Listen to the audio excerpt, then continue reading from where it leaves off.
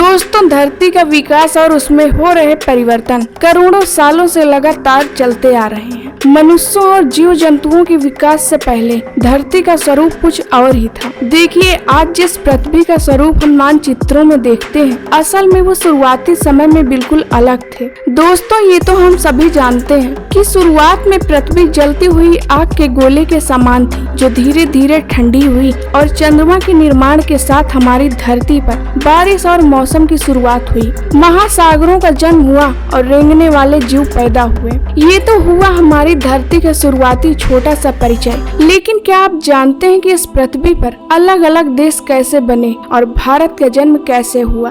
क्या मानचित्रों में नजर आने वाले महाद्वीपों की बनावट हमेशा से ऐसी ही थी? अगर आप इन सभी सवालों के जवाब जानना चाहते हैं तो आपको वीडियो को लास्ट तक देखना पड़ेगा, क्योंकि दोस्तों आज की इस वीडियो में हम जानेंगे कि भारत यानी हमारे देश का जन्म कैसे हुआ। दोस्तों, आज से करीब 30 करोड़ साल पहले हमारी धरती में आज की तरह दिखाई देने वाले देश मौजूद नहीं थे। उस वक्त सिर्फ एक महाखंड यानी पैंजिया हुआ करता था और इसके चारों ओर सिर्फ एक ही महासागर हुआ करता था, जिसका नाम था पैथालासा। लेकिन वक्त के साथ इनमें दूरियां बनती गईं और ये दूरियां आज भी बढ़ती ही जा रही हैं। इन दूरियों के बढ़ने की वजह से ही एक समुद्र की जगह पर दुनिया के सबसे ऊंचे पहाड़ यानी हिमालय को जन्म दिया है। दोस्तों, पृथ्वी के गर्भ में लगातार प्लेट खिसकती रहती हैं, जिसके चलते धरती पर निरंतर बदलाव होते रहते हैं। लेकिन ये बदलाव लाखों करोड़ों साल बाद दिखाई देते हैं और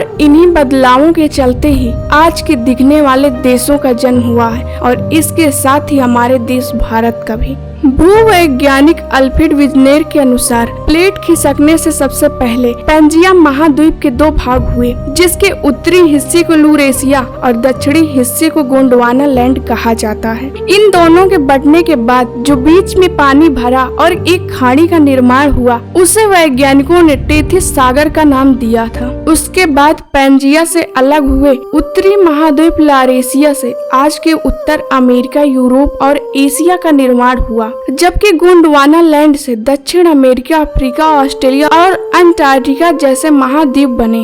दोस्तों, हमारा भारत आज भले ही भौगोलिक रूप से एशिया का भाग हो, लेकिन भारत का भूभाग वास्तव में गोंडवाना लैंड महाद्वीप का हिस्सा था और आज का अफ्रीका और भारत एक ही प्लेट में टिके हुए थे। धीरे धीरे अंदरूनी प्लेटों के खिसकने की वजह से ये प्लेट भी अलग होती गई और भारत की टेक्टोनिक प्लेट अफ्रीका से टूटकर धीरे धीरे एशिया की ओर लगातार बढ़ती जा रही और एक समय बाद ये एशिया के लद्दाख वाले हिस्से से जोरदार टकराव हुआ। दोस्तों, भूगर्भ में जब दो टेक्टोनिक प्लेट आपस में टकराती हैं, तो भारी प्लेट नीचे की ओर सरक जाती है और हल्की प्लेट ऊपर उठ जाती है और उस वक्त भी कुछ ऐसा ही हुआ था और आज के हमारे हिमालय का निर्माण हुआ था। दोस्तों, ऐसा होने में करोड़ों सालों का समय लगा था। देखिए, आज भारत सिर्फ एक ही टेक्टोनिक प्लेट पर टिका हुआ है और लगातार ये भारत की प्लेट हिमालय की तरफ धंसती जा रही है, जिससे हिमालय दिन में दिन ऊंचा होता जा रहा है। हालांकि इन लगातार हो रहे बदलावों को आप और हम आसानी से पहचान नहीं पाते हैं, लेकिन भूवैज्ञानिक इस बात को अच्छी तरह से समझते हैं कि धरती पर क्या क्या बदलाव हो रहे हैं। अल्फ्रेड विजनेर की थ्योरी,